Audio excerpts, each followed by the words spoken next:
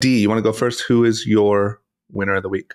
Yeah, my winner of the week is the newly crowned most followed women on Instagram, which is Selena Gomez. Oh. Selena Gomez really figured it out. Like, she doesn't even, I think she says openly, like, I don't go on Instagram. My people post, it's unhealthy for me. I don't like Instagram. And people just love her so much. 400 million followers. Wow. Yeah. She's also taking a much more vulnerable approach to her content. And I think that that's resonating really well with people. And she has Rare Beauty, which is her beauty line that is very like all around, mental health and those sort of things. They have really big integrations and all the lines are kind of around that. So she just struck a chord. Less is more. Yeah.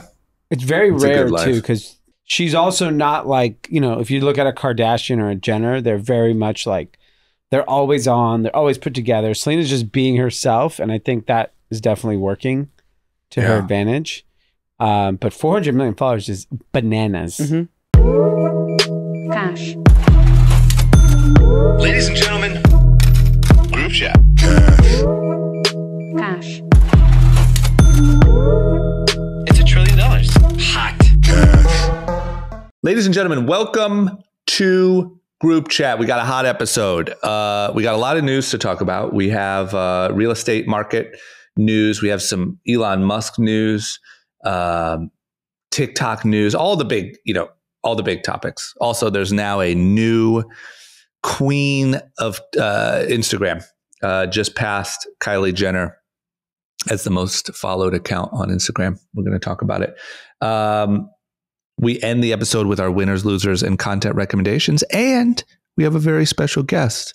Anand, why don't you tell us about your interview today? Daniel from Tags Commerce is here to discuss the future of how we transact in commerce. That's well simple? said. I couldn't say it any better than that. Thank you, Anand. There you go. That's at the top. Okay, let's get into it. All right, everyone. Welcome back to Group Chat. We're on a string of interviews right now just because a lot of interesting conversations to be had. So a good friend of mine, Daniel, is here on the pod today. Welcome to the pod, Daniel. Thank you, D. Pleasure.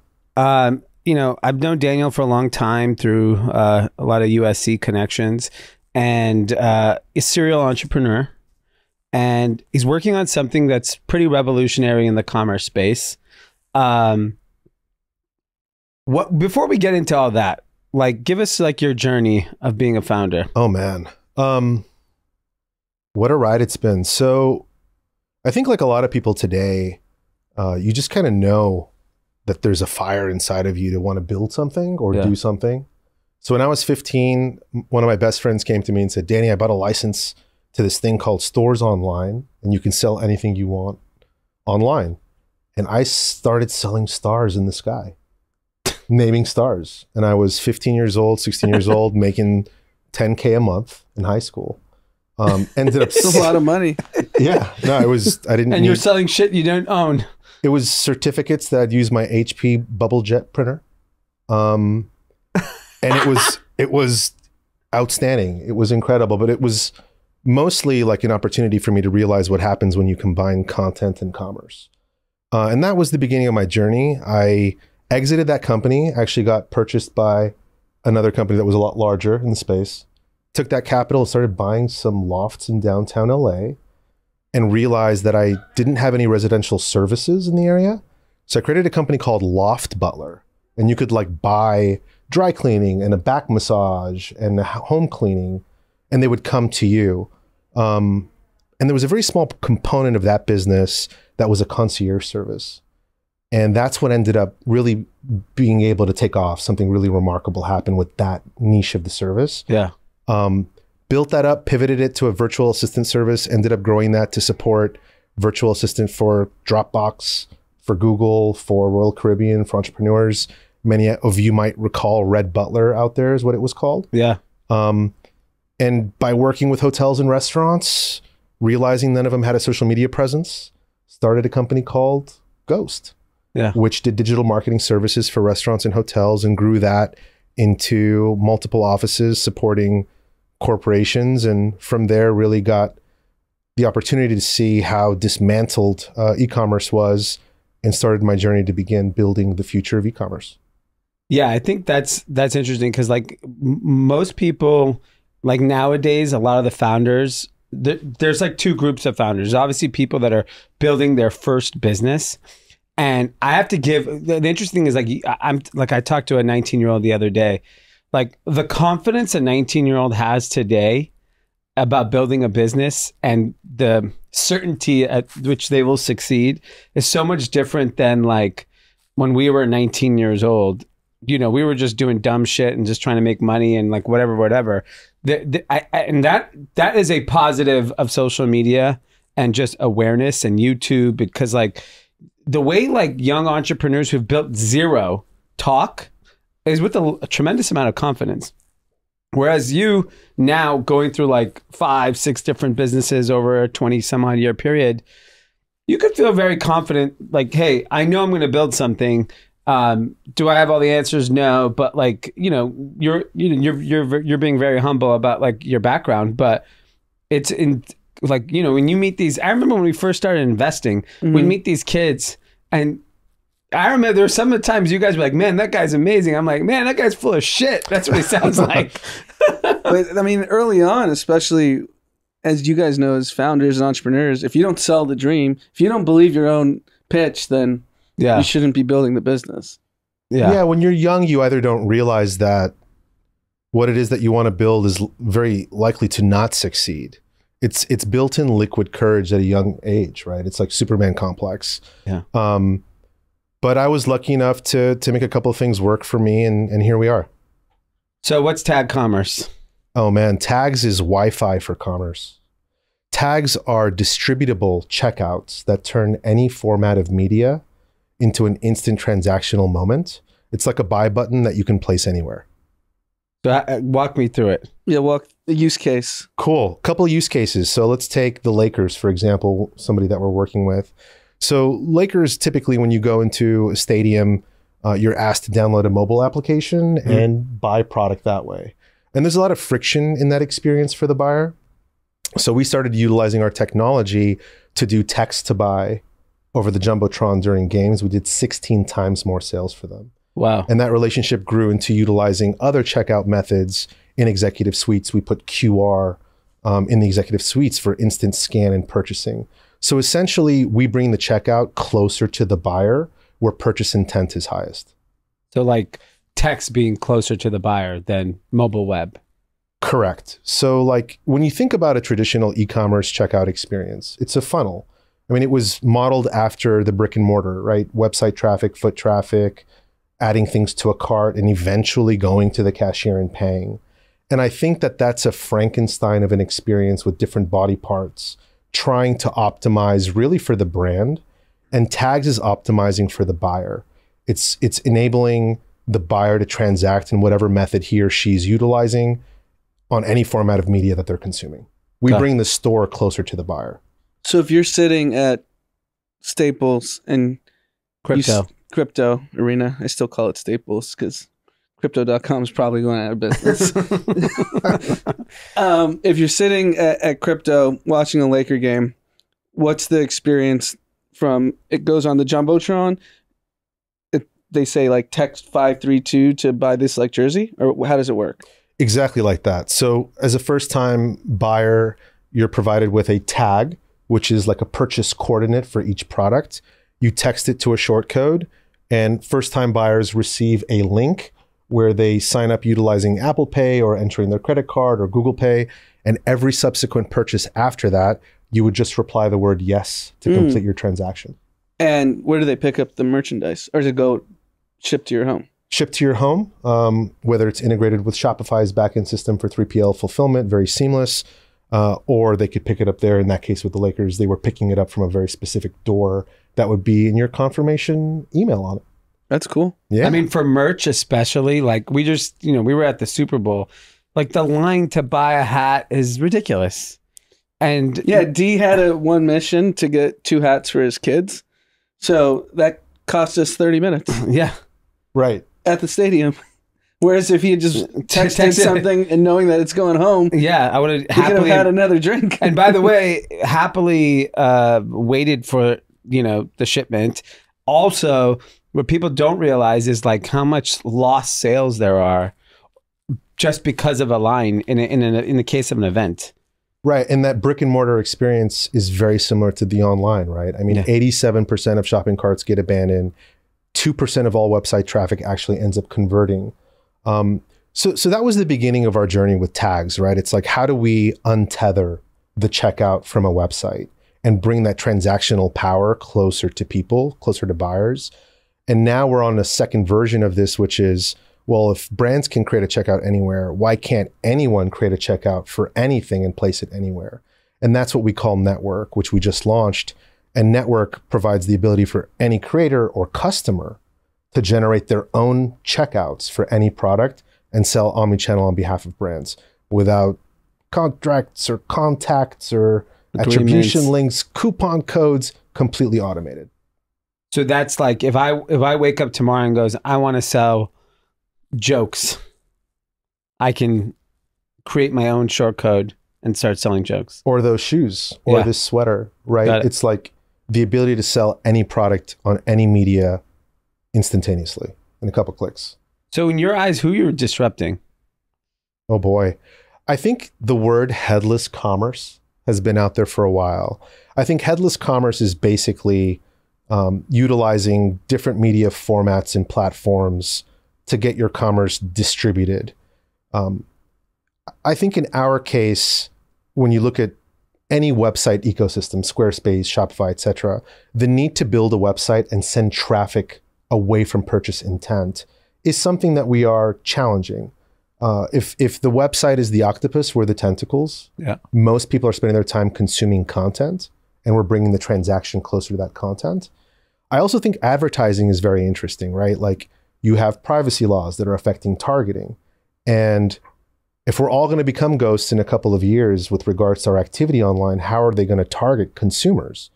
So we're pollinating media where people are spending their time with this transactional power. So I think it's disrupting traditional e-commerce website environments as well as advertising in totality. Got it. So your view is like, you're watching a TV commercial, you should be able to text a short code and purchase whatever they're selling. TV, I'm going to scan. Maybe I'm watching an influencer and I'm looking at stories, I'm going to click. You can also text in an environment like this podcast. Yeah. Right? You can turn any moment literally into a transactional opportunity. That's huge. Big. Right. I like the big vision. Big idea. Big idea. And have you raised money? Yeah. We've raised our pre-seed, currently raising our seed round. And how's that process been for you, just as a founder? Where's the tequila? Wrong environment. Yeah, it's interesting. Like, all my other companies have been bootstrapped. So you've got this organic growth where you're able as a founder to reinvest capital. It's a really different story for everybody who's listening. The founder journey in a VC environment is a very different vehicle. Oh yeah. Different outcomes, and it's a different train ride, right? So it's been fantastic in terms of the networking component to just hear really smart people and access many different types of talent. We did a $4 million pre-seed, so that went really well. Got some incredible investors and advisors in the round. But certainly the environment out there has changed. And I think, look, guys, you have to build something that actually is solving a problem and that works in order to have venture capital invest in your funds. So we've been very lucky. Yeah, that's amazing. If people want to learn more, or sign up, or get a hold of you, what's the best place to do that? tagscommerce.com, TAGS commerce.com, at Danny Abbas on Twitter. Okay, that's amazing. Congrats, Danny. Like, I know, like, you've been at this for, the last 2 years, and like really like the vision is so big, and which is what people want to hear. Like, hey, you want to disrupt the way people transact. That's like a big thing, and that's what venture wants also, right? Like, they don't want something that's small. They're looking for binary results here. Like, go for it, change the world, or don't. I think so. I think e-commerce is one of those legacy platforms. It's been 50 years, and the majority of the innovation happening there is really just changing an aspect to it on the marketing side. Yeah. I think Tags is introducing a way for brands to alleviate all of the pressure on themselves to drive the energy inwards to a domain name. And what we're able to do is distribute commerce outwards in a more organic way where people are actually spending their time. That's awesome. All right. Well, since you listen, we're going to have you hang out and do the rest of the episode. Awesome. Thank you, guys. All right. Let's talk about some news. Who's ready? Let's do it. I'm very ready. First on the docket, home sales. A lot of action, I'll say. Mostly downward. Opendoor, which is sort of an online, home flipper sort of business, is getting hit pretty hard. Yeah, this is the problem with their business model, because home prices have gone up uninterruptedly for the last 13 years, and this is a startup for I think probably 2012, 13, and the business model sounds like it's sight unseen buying too. Do you remember? I vividly remember maybe 4 years ago when you mentioned this on the podcast. I laughed. You did, and I said, "This is the most ridiculous thing I've ever heard." And we got to start filing those clips, because that'd be a good clip to input receipts right now. Yeah. Need receipts. I had the Sam Bankman-Fried receipt. What do they do? Do they buy? So this is what happens. Resell? Do they fix up? What do they do? So you live in Arizona. You have a $450,000 house. Go on Opendoor.com. You list it. You get $450,000 in a couple days. Wow. Nice. Great business. Yeah. And the thing is so in an up market, they're basically arbitraging people that are undervaluing their homes, put a little work into them, and then they're finding that alpha. Like, they're able to use data to make their purchasing decisions a little better. So in theory, it does make sense. In an up market, their whole pitch is they have so much data in these markets, and plus 2%, minus 2%, it doesn't matter, because they're eliminating all the transaction fees. Yeah. And not many homes have, like, the foundation is completely gone, and then that would be a disaster of a buy. So they're saying, okay, we're going to assume statistically that's a very small number, so we'll account for that, and the rest, sight unseen, and then they hold inventory too. So this is going to be an interesting time for them with interest rates or mortgage rates at the levels they are, that I don't know how they get out of this. Because they're buying, I mean, how many? I thought you said real estate's hot. I think it changed in the last week. It's cold again? 7,500 no joke. homes. No joke. Last week you said real estate's hot. January 9th. Cooled off. It cooled off. It's all the 10-year. Yeah. Real estate is fully based on the 10-year. The 10-year started creeping up to 4%, above 4% in the last 7 days. I talked to a close friend who does this for a living. He said real estate's cold again. Jesus. My brother just told me real estate's so hot. Maybe his data's lagging. When did you ask him? Last week. Yeah. Last week. There you go. Real estate's over. The 10-year moved in the last 7 days. Yeah. Oh, it's literally that one marker will tell you if real estate's, if the 10-year creeps back down to 3 next week, guess what? Real estate's hot. I just saw Jamie Dimon said that today the Fed has lost control of inflation. That is a bad fucking sign. What does that mean? Yeah, what's that mean? Means like that they can't. Whatever they're doing ain't working. So they only have one tool. More. Need more tools. Tighten it up. I want quantitative easing and let the stock market go up. Just do that. It worked for 12 years. Just try it again. Yeah, who cares? Inflation doesn't, I mean... The problem is that the inflation data is not good. There's nowhere on earth have we seen anything. I ran into a friend of ours who listens to the podcast in the food business. He was telling me, like, because the egg prices are so high, like how much cash they're making because of the egg prices. And so I just think that, like, you aren't seeing enough give in the areas that we need to see still. I have no idea where you're seeing anything decelerating that makes you feel confident that the Fed should start easing. I don't think the Fed is going to ease. They've made it very clear they're going to continue. I think last month's inflation data was pretty alarming. So I mean, I don't anticipate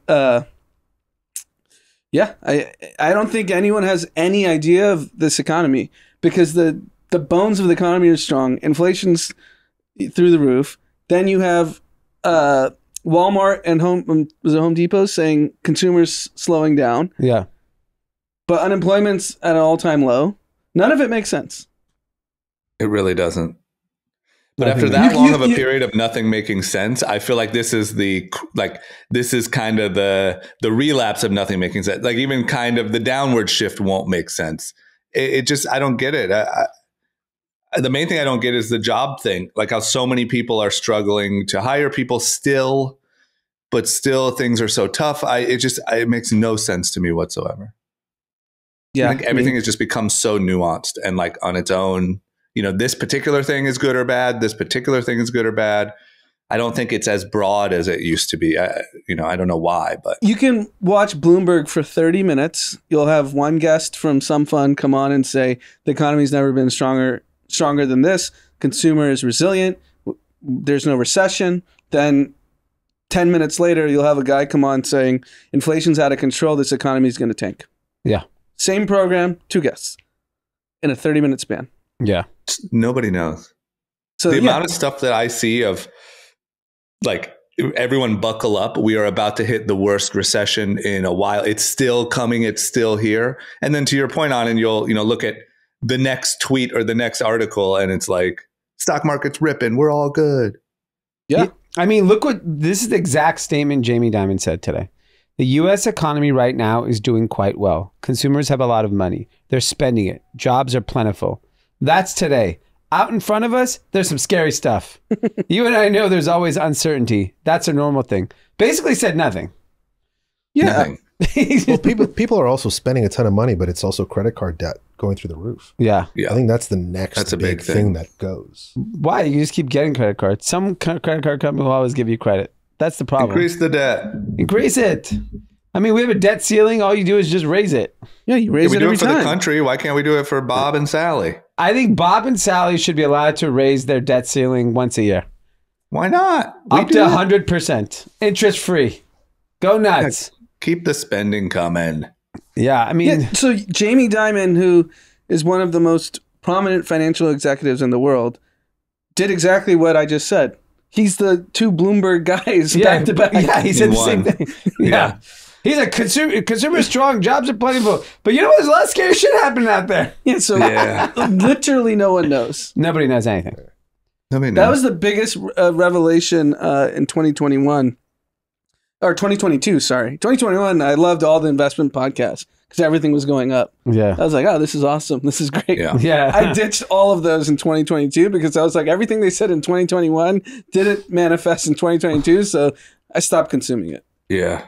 Because no one knows anything. Yeah. The only thing you can do is not pay attention day to day. Yeah. It's not worth it. Like you go on a fucking roller coaster.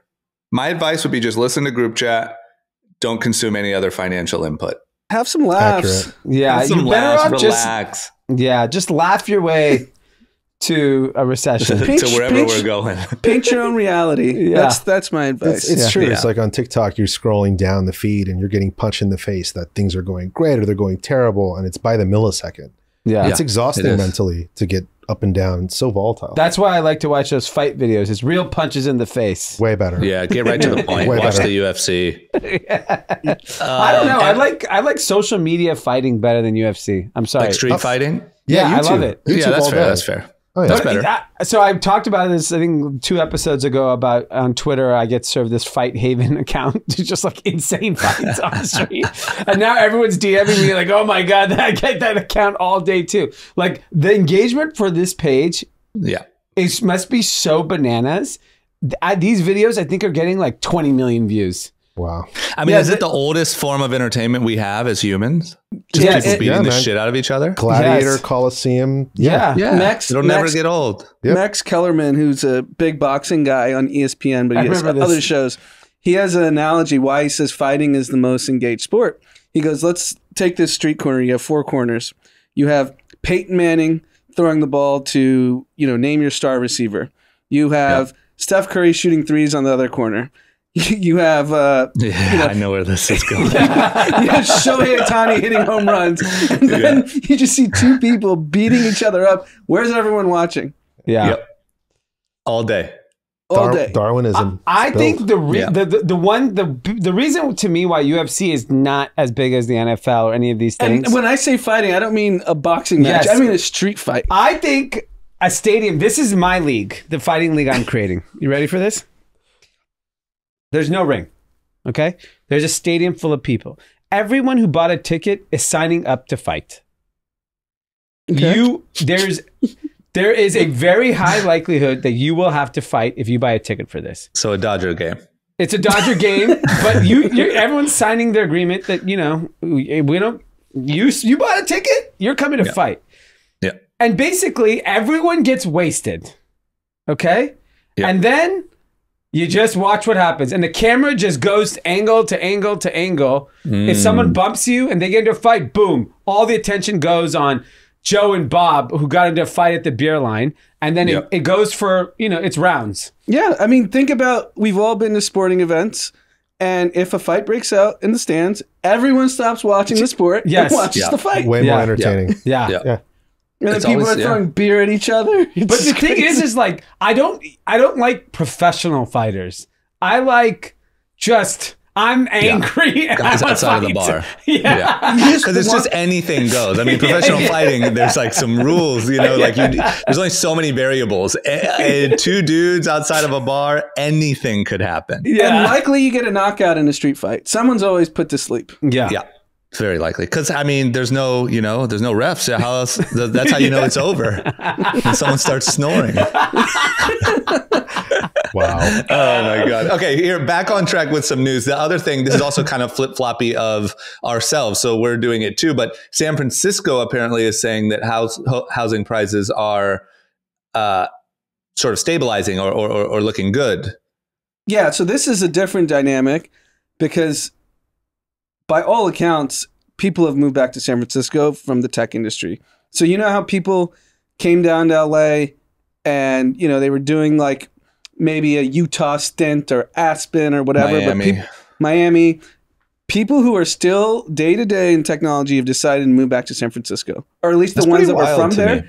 The ones that were from there that moved during the pandemic have decided to come back. I think if the market didn't collapse, they would have never had. They kind of got their teeth kicked in, and they're like, "I got to go back home.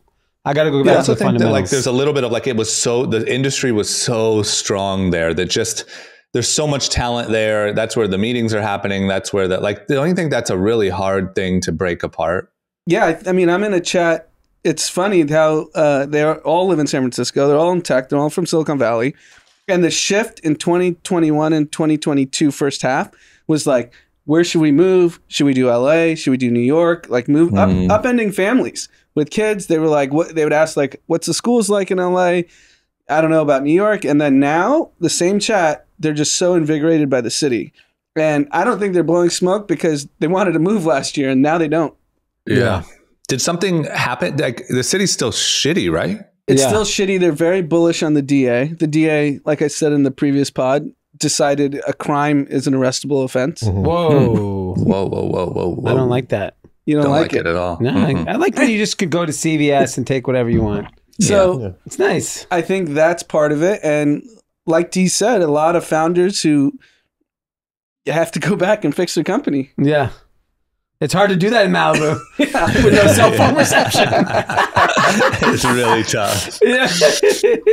Yeah, I agree. Okay. And I think also people realize, like, when you're building these companies, these like insane businesses, it's really hard to do it when you're in Malibu, your CTO is in Aspen, your CFO is in Austin. It's too hard. You need to get your ass in the office. Yeah, I mean, a lot, like, to build some of these great companies, it's a 18-hour-a-day job.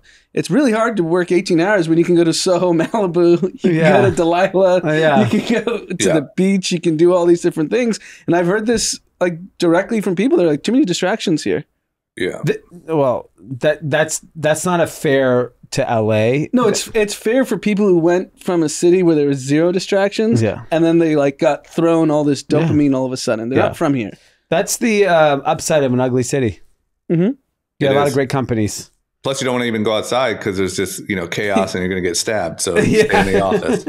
Between the people, I also feel like kind of quietly. This might just be my world, but like, there's been all this debate for the last couple of years over like returning to the office or not. It feels like people are just going back to the office, like kind of quietly. Like most of the people that I talk to are kind of back in an office environment, at least part time. I don't know if you guys are seeing that too, but it just feels like a little bit of the fantasy is like wearing off. Every time I talk to somebody, I'm like, "Oh, are you commuting? You going back to the office?" "Oh, yeah, once a week." Yeah. Next time I talk to them, it's like twice a week. The number just keeps going up until it's basically full time back in the office. Yeah, it's like it seems more and more common, kind of quietly. We're taking an out of the box approach. We're coming to the office 5 days a week.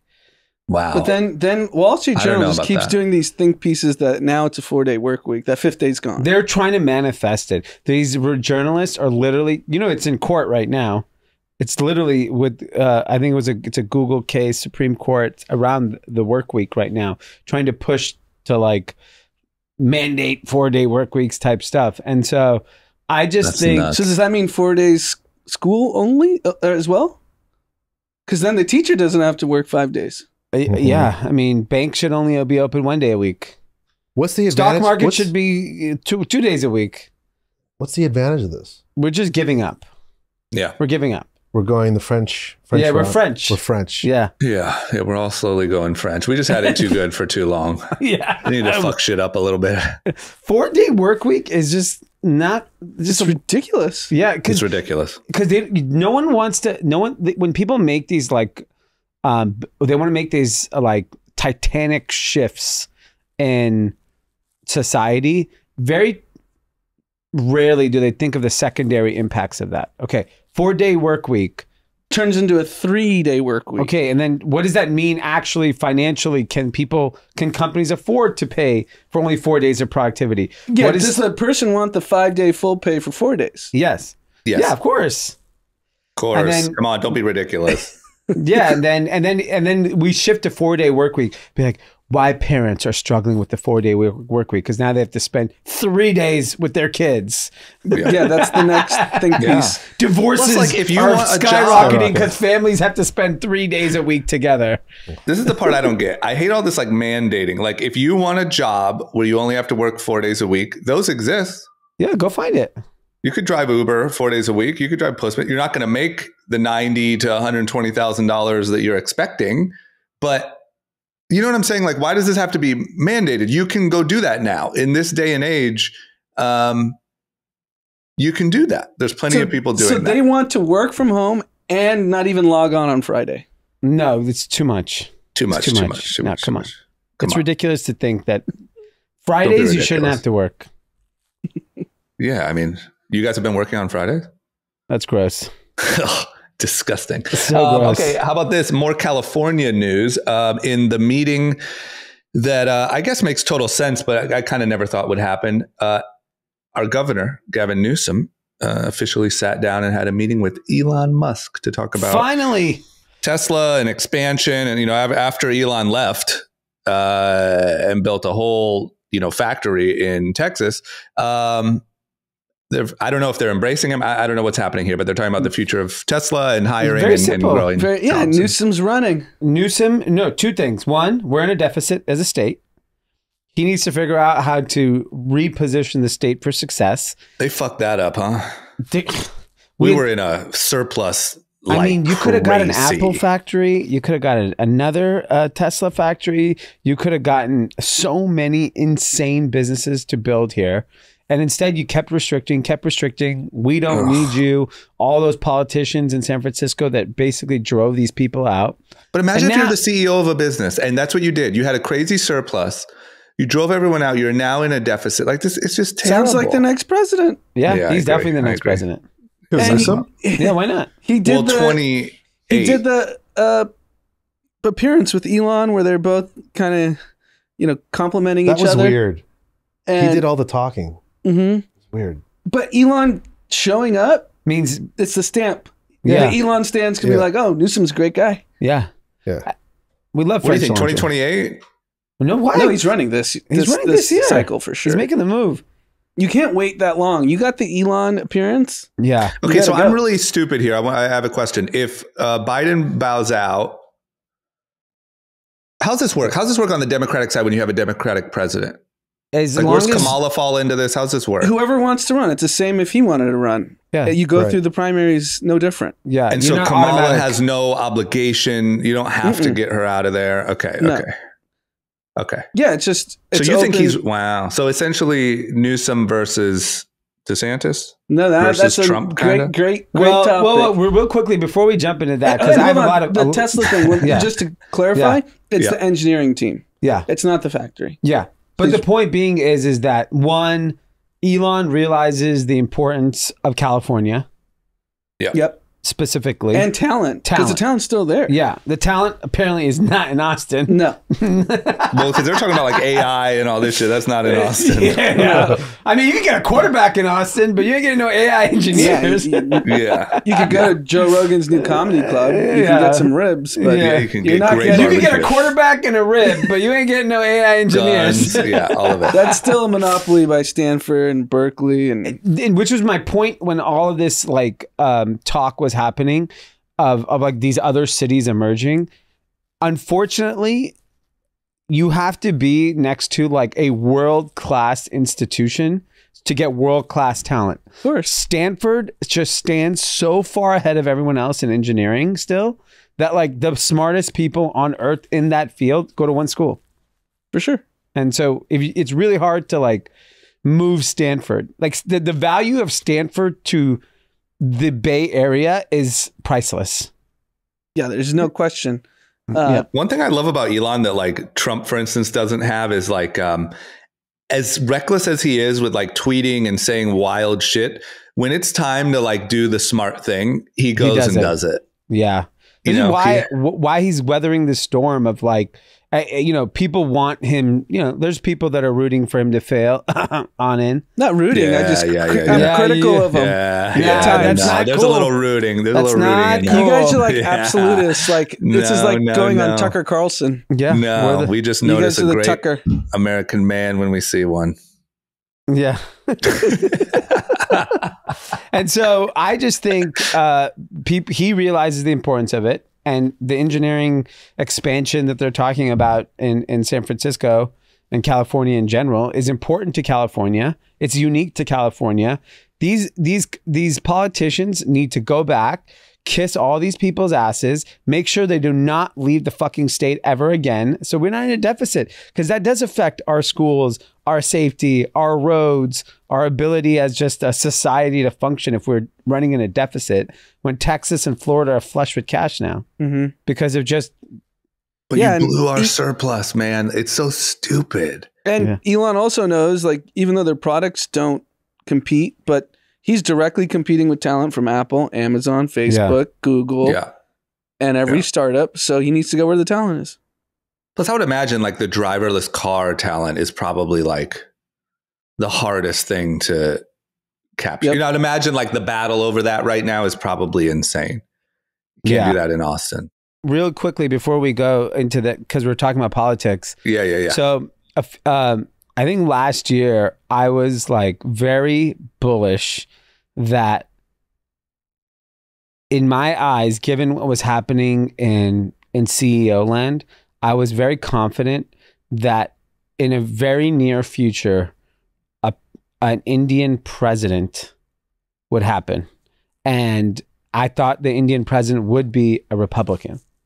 And yesterday, a guy 2 days ago named Vivek Ramaswamy entered the race. He's from Ohio.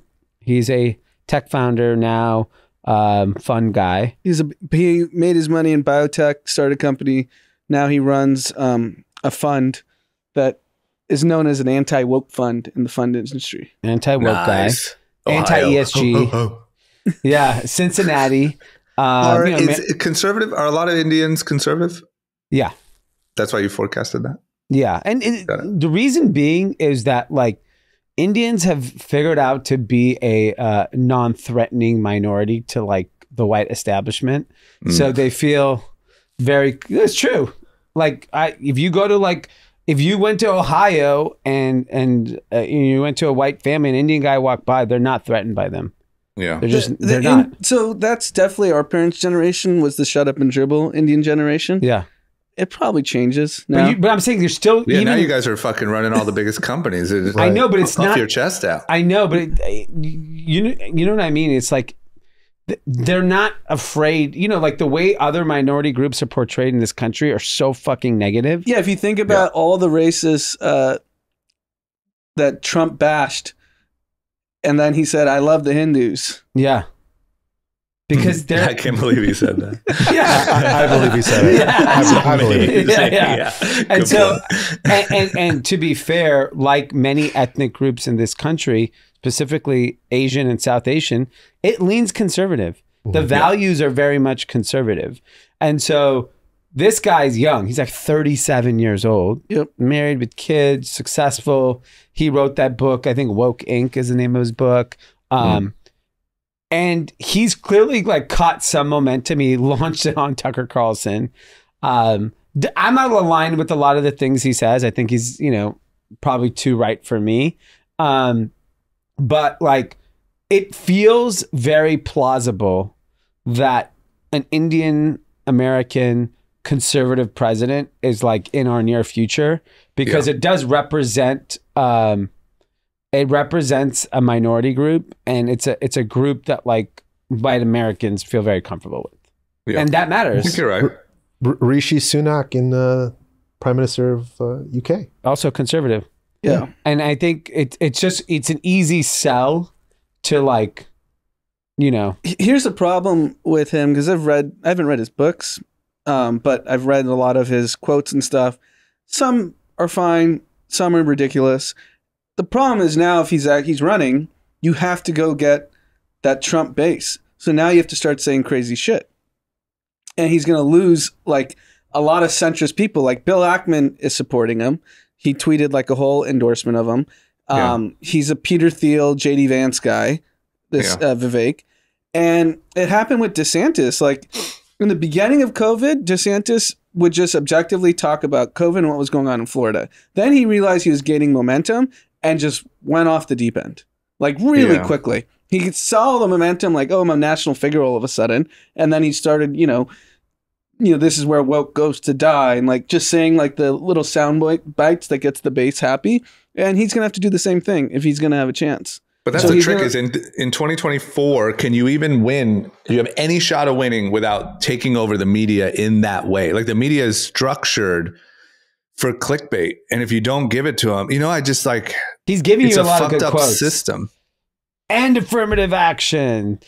Done with climate policies. Yeah, like he's going crazy. Yeah. He's day one. He's already lost his mind. I know. I'm obviously not like supporting him or anything. I don't know anything about him, but I'm just saying, I think that the way, if you're there looking at your data, the same way, everyone does, their impressions, their what's going on, who's talking about us. And the moment you say, fucking fuck the climate, everything skyrockets through the roof. You're like, all right, we gotta, we gotta ratchet up our. You can't sleep on the Donnie. You saw he took that trip to East Palestine, Ohio. I know, man. I almost, as a troll, gave him my winner of the week, but I just couldn't do it. So he knows what he's doing. Yeah, he knows what he's doing, and now you've heard the new nickname for DeSantis, right? He moved on from DeSanctimonious? Meatball Ron. Oh, that's way better. DeSanctimonious was shitty. He was losing his touch with that. Meatball Ron is right back to... He's calling him a pedophile. There's like apparently reports coming out that there's like... It hasn't come out, but some reporters like, I'm looking at all these people that have been convicted of sexual crimes, sexual assault, whatever, and they got released, and then they started like forging ballots for DeSantis. Like the wolves are out for Meatball Ron. I mean, it's going to get brutal. I mean, the next year is going to be really entertaining. I'm curious to see how Trump plays with Vivek. Oh boy. Oh man. He might not love the Hindus. Tandoori his ass. The Hindus might not be loved anymore. I'm curious how that's going to. I mean, we're essentially, I would say probably whatever, very soon, the next year is just going to be content galore. Because also, Trump is going to run and do all his stuff, which is going to drive all the, super liberals like nuts. So that's going to be like a whole thing. And then you're going to have wherever Meatball Ron falls into that. And then you're going to have Gavin Newsom. Like, man, it's going to be we're signed up for a hot year of TV. Yeah, the back half of the year is going to be blockbusters because the primaries start like early spring. January, right? Isn't the Iowa caucus in January? Yeah. That's insane. So was there any news we missed when we were talking about Ron DeSantis and all that? Or is that the thing? Just Meatball Ron. Yeah. We got other people now. And then, so you guys are sure in your mind, I mean, obviously I know no one's sure, but Newsom is going to announce and he's running for 2024, you think? I would suspect so, yeah. I'd put money on that. I don't know who be the guy, other... Right? Who else is out there? Yeah, I'm sure there's other people we don't know that are potentially, but like, you got to be known. He looks like a president. Yeah. I said, he could be on the West Wing. Yeah. Isn't there some weird study where like, X percentage of people can guess who would win an election based off of looking at them for 1 second or something? There's some sort of... Trump kind of broke that model. Yeah. True. Oh boy, it's going to be exciting. Okay. Some quick, just last little bit of Elon news. Twitter is going to allow cannabis advertising. Yeah, I like great it. Move. Yeah, why not? Number one, I think it's great for Twitter. I think it's great for the brand. Like, just we're moving ahead. We're thinking ahead. I think that's great. I also think, I mean, who cares at this point? Why would you not? Yeah, they need the revenue. They should just allow everything. Who cares? They need money. Is that decision at the platform level? I thought it was illegal at a has to be state. Level. Yeah, maybe, how do you do that? How do you do that? Maybe you can only target certain states. Maybe. Yeah, how does it work on gambling? Like FanDuel is. They show that to me all day fucking long, and I just get FOMO that we don't get to use it. Yeah. So it's interesting. You're right, because gambling, we get served on every podcast the FanDuel ad. Yeah. Mm-hmm. Yeah. So, but Twitter can control it geographically. That's the difference, right? I guess Twitter will only accept cannabis advertisers that are licensed by the appropriate authorities and that the company is pre-authorized. Advertisers can only target geographical areas in the U.S. which they are licensed to promote cannabis products or services online. There you go. So that will go by state then. That's easy. Cool. That's great. Good. And plus, as things slowly become, I mean, maybe in this 2024 runoff, I feel like we're just someone needing a desperate Hail Mary away from federally legalizing weed. Yep. Like that's all it is, right? It's one person that needs to get in the good graces. Maybe Biden wants to hang on. Maybe someone promises it coming in. Although if we have 4 years of a Republican, I don't think we don't get that. Yeah, it won't work. That's true. So Gavin. Okay, how about this one? We have all these news stories about TikTok getting banned from government phones. There's one we'll talk about. They just banned it from EU executive staff devices. There's all this like TikTok, like it's they're cracking down on it. Some college campuses have taken it off their you can't log in on their servers or whatever. Mercedes-Benz, they're leaning in. Is saying, fuck that. We're going the other way. You can watch this shit while you drive if you want. Is there anything more dangerous than this? I mean, for the record, apparently it only allows you to do it in when you're parked, apparently. But Mercedes on their new E-Class, the 2024, is adding TikTok. Also interesting to note, as of right now, not adding Instagram and Facebook, but adding TikTok onto their screen on their dashboard on the middle of the car. You can just sit and fucking they're adding TikTok a selfie cam on the car dash. Yes. One, kind of genius, because it's a whole segment of content we've never seen before. Yeah. Like, think about the videos we're about to get. What are you talking about? What, you gonna be watching people sitting in their car doing like dance moves for TikTok? I guarantee you want to watch that? You just don't know it yet. Oh my God. I bet you there's a top 20 podcast in the next 2 years of somebody sitting in a car fucking talking. It's called At the Red Light. Yeah. Yeah, I mean, think about on TikTok, Just 1 minute segments. you see girls doing their makeup telling stories. Yeah. That's a very common thing. Yeah. Do you know how many So you're people are doing going to be? okay. You know, when you're like last night, this happened to me. You're driving, you're at a red light, and then the person in front of you just is clearly on their phone, and all the traffic moves. And that's just every E-class. You just are going to know, like, don't end up at a stoplight behind an E-class. They're fucking TikToking. You made a comment that was very concerned you about autopilot crashing. You know, like a few people. Do you know what's going to happen with this car? People are going to hack this thing and just be fucking cruising down the highway Rear watching ending. TikTok. People are going to like stop in the middle of the street to catch the next clip. What they and should you can do do Zoom is calls. You can do WebEx. You know what we should do is just add humongous bumpers to every car. Just let everyone be on their phone. Fuck it. I agree. You bump, you get a little push, you just keep it moving. Or just roll out driverless autopilot as it is and put the bumpers on. Let's do driverless autopilot. I don't know. And huge cushions at the end of each car. I mean, there's the number of people that take the selfies while the autopilot on Tesla is insane. Yeah. Oh yeah, people make YouTube videos. They play guitar. They take naps. I mean, I know people that like watch movies. Yes. Yeah. Yeah. I don't know. I mean, it's pretty wild. But my Uber driver the other day was full on watching a live stream YouTube game situation while he was driving. He had, one of those little carousels of holding your phone. Of course. And I was like, I wonder if he just does that. Really? No, he's watching while he's driving. Headphones on and everything. What? Was he laughing? I couldn't tell. Yeah. The people are doing that all day long. Because all you need is one of those little car caddy things and you watch whatever you want. Yeah, exactly. Watch a full movie. What's the fuss? And then also, like I mentioned, they did, the EU banned it on, it says executive staff devices. What's that? That's government? Yeah. I mean, look. It's happening. Is it though? Yeah. The ban's I kind of feel like it's happening. And then sometimes I'm like, nothing's happening. This is all nothing. All these people are going to slowly unravel these rules and we're not going to hear about it or talk about it. And we're just going to be TikToking our face off until, I don't know what. I just don't get why we're so concerned about a spy balloon when everyone has a spy balloon in their pocket. It makes no sense to me. Exactly.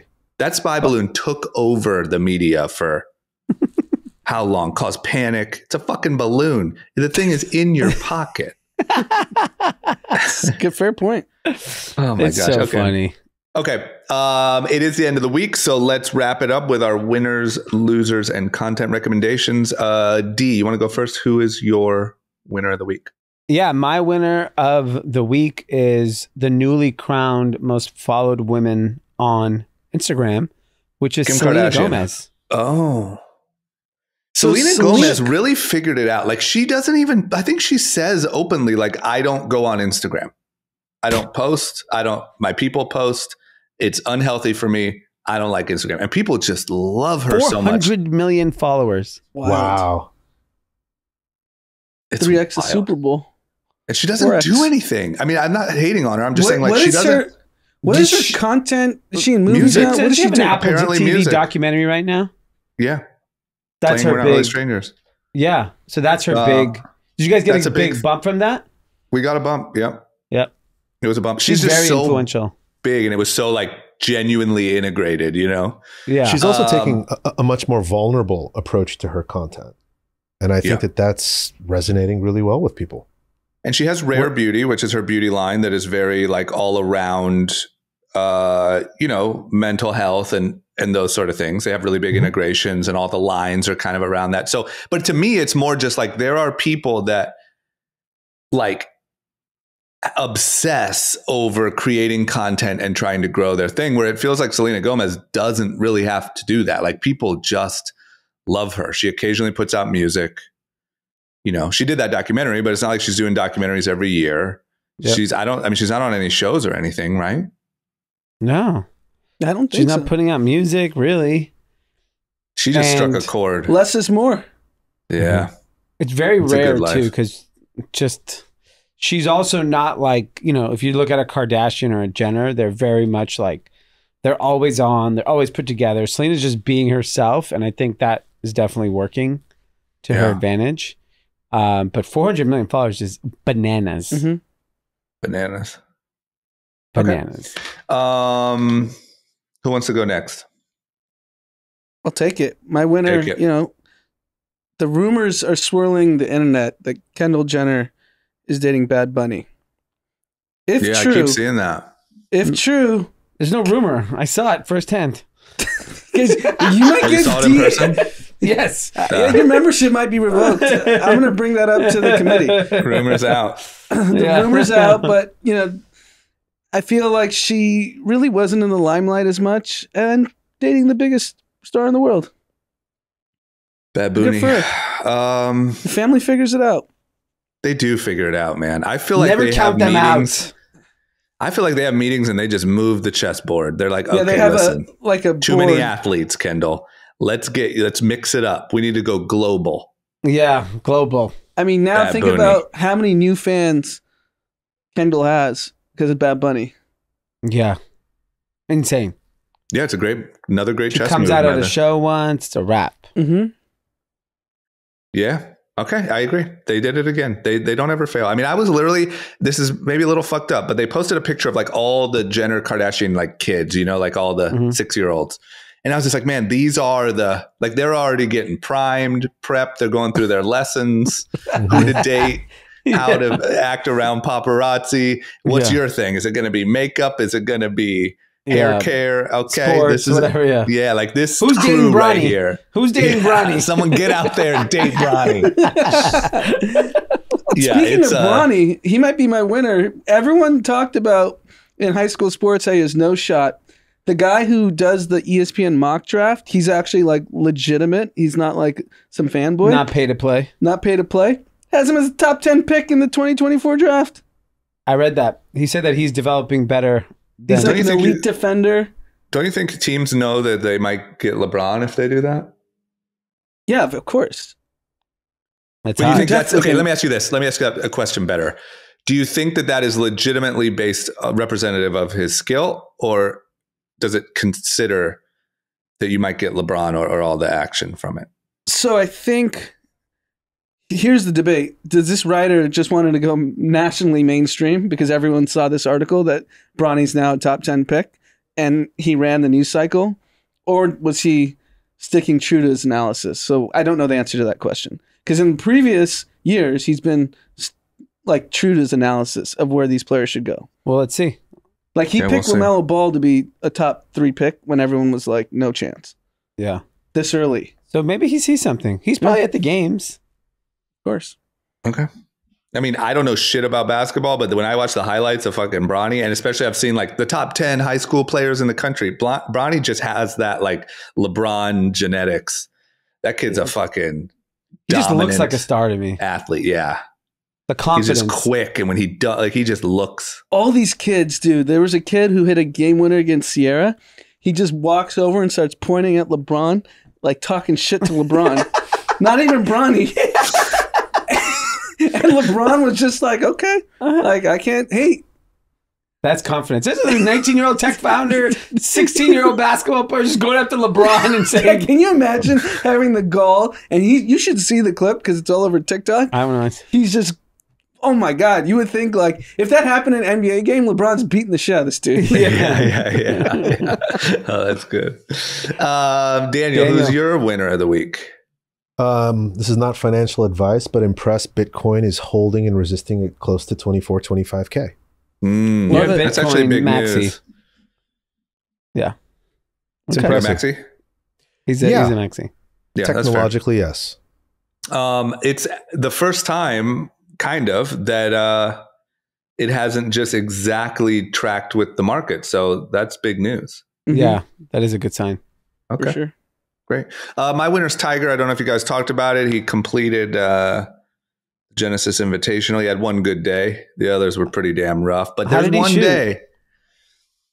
I don't remember his overall. I think he was, I don't know, somewhere around like 1 under, or either 1 under or even or 1 over. But he had one day that really makes me believe that we will see another Tiger victory. We'll get that day. I think we will. I think it's a long shot. I think it's going to be tough, but I think we're going to get that legendary moment I think you'll get a day. You're not getting 4 days. I think you might get it. This is why I'm saying it. The difference between how he played in the last tournament versus this one, it was a noticeable, really big leap. And so I don't know, I have no idea how his body situation's going. I have no idea. But if he continues that progress for, let's say, 1 more year, I think he could win. The boys that live are starting. Yeah, they are. Did you guys watch Full Swing or no? I watched an episode. That was going to be my content recommendation. Yeah. Unbelievable. Heard it's trash. Good. I loved it. From my golf friends, I heard it was trash. I think from golf that's friends, not who they're catering to. Yeah. They're catering to people like me to hope that I'll like. I really like. I've heard the name Jordan Spieth, but like I don't know who that guy is. I watched the first episode of Full Swing. It's Jordan Spieth and Justin Thomas. Like they've been best friends or competing against each other since they were like 13 years old, showing them in childhood competing. And now they're on like a PJ together, beating each other in tournaments and like talking shit. And I was like, I like those guys. Yeah. You know, they're doing a quarterback one with Patrick Mahomes and a handful of other guys. But that's just so much more exciting. Golf. Yeah, this is like a different spin on it. Yeah, I liked it. I've watched now 2 episodes of it, and I was like, it's nice to see the personality because, like, you know, to the point of like you don't really know these golf and these sports. Like, unless you're a diehard fan, you know nothing about any of these. Yeah, exactly. I'm gonna watch it. Yeah. I think if you're a golf, you know, like I'm guessing like it's made by the same people who made the Formula One show. I'm guessing if you're a Formula One diehard, you're probably like, oh, that show's stupid. I think same way. If you're a golf like diehard and you really know it well, it's probably a little like silly, but I think they did a good job. Great. All right. They made golf about as exciting as you can make golf on a TV show. Did you watch it? I did. I liked it. Yeah, that's good. You're a golfer. Yeah, but I'm not, you know what I noticed watching that is like, there's so much I don't know about golf. Like, I don't know how all these fucking tournaments it's called work. A club. This one gets you points to that one. And got it. I thought it was a stick. The one golf me myself over the weekend, you know, Drama knows this because he plays. It's like sacrilegious to ride your cart on the green. Yeah. Donald Trump was playing. He just straight to his ball. It's like, not only is it not like no course would ever allow it, it actually, like, as a golfer, I hate to even say this about myself, it feels gross.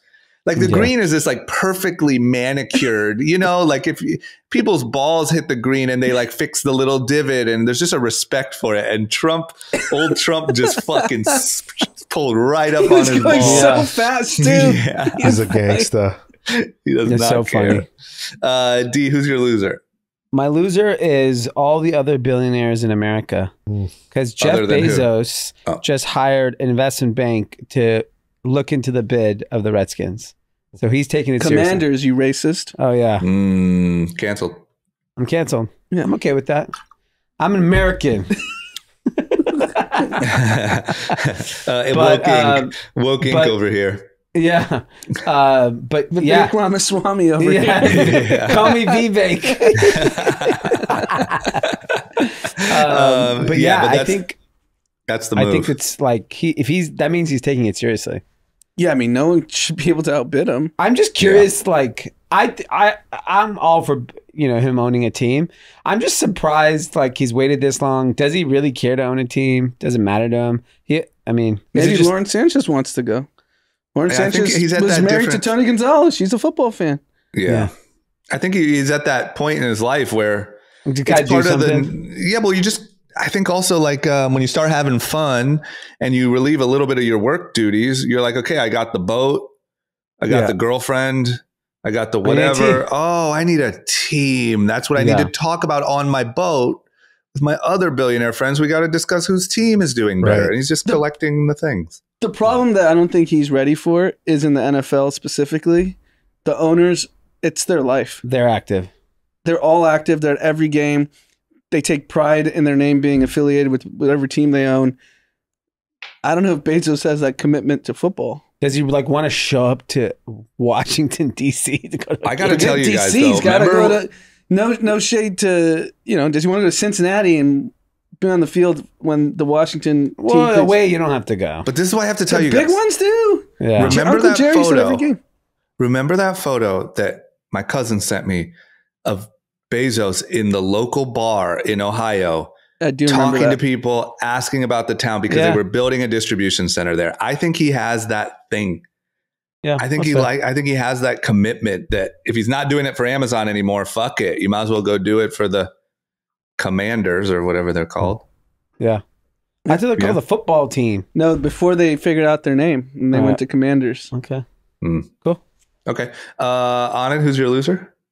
The NBA. I went on a rant on one of the pods this week, how the All-Star Weekend game was, terrible and offensive to the fans. They had the worst ratings in the history of the All-Star game. Yeah. What made it terrible? I didn't watch it. I just saw the white guy do the 720 dunk.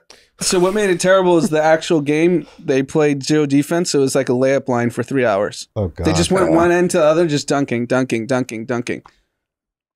that's stupid. Yeah. I'm telling you, the NBA stars, once LeBron and Steph are gone, that league's in trouble.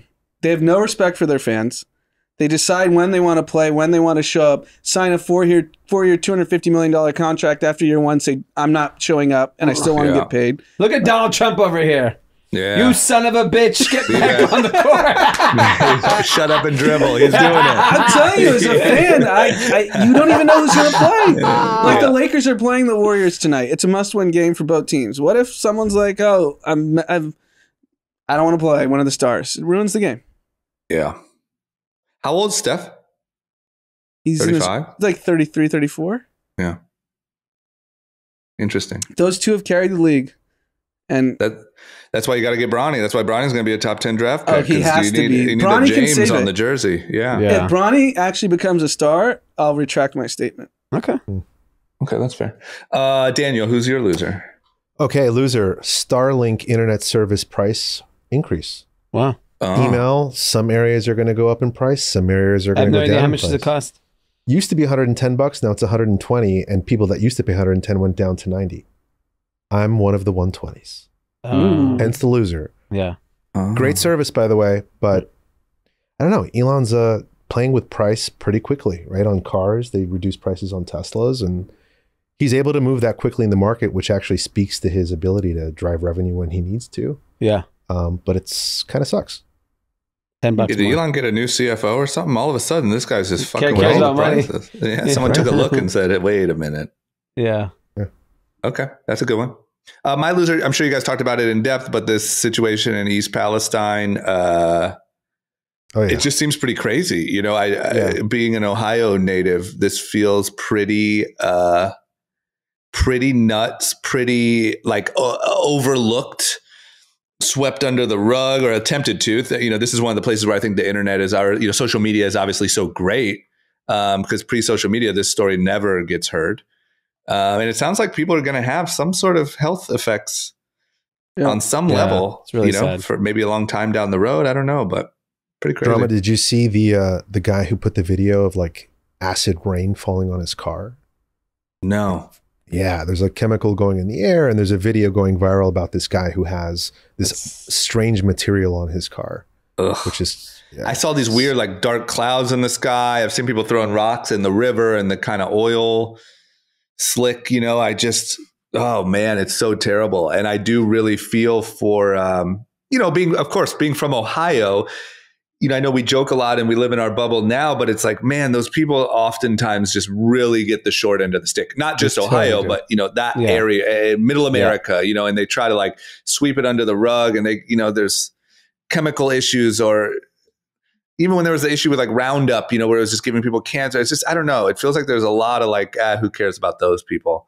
And it seems pretty serious. It seems like people are really going to have some issues. Yeah. So, yeah, it's a bummer. Okay. Content recommendations. D, yours is full swing or? I'm full swing. Okay. Is full swing a bite of full send is what I am curious about. Oh. Like, I feel like they interesting. Kind of took they the rode full that send. wave. Yeah. On it. Content. I think we're aligned. I'm tuning in Saturday night to watch Jake Paul beat Fury's ass. I love the content. Jake Paul has won me over. Fury's not even showing up to his PR appearances that he's scheduled to. Jake Paul's carrying the fight. I like this energy. You're all in on TikTok. All in on Jake. Well, he was on First Take this morning. He's not hitting me every which way. Okay. He is doing the work. He is doing the boxer fucking thing, you know? Like he's doing the press. Like in his mind, he is a boxer. This is a huge fight. He's doing it. So you were going the other way. You think Fury's going to win?